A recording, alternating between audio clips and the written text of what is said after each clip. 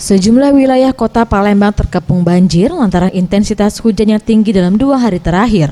Akibat banjir yang menutupi beberapa ruas jalan, tidak sedikit para pengguna kendaraan bermotor yang menjadi korban.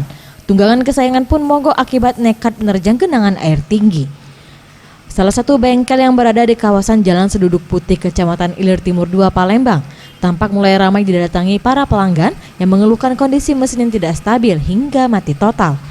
Servis yang diberikan bengkel antara lain ganti oli, pembersihan karburator hingga ganti busi.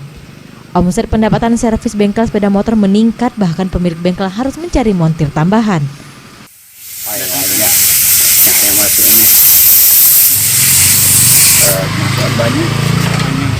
Kebanyakan nganti apa, Pak?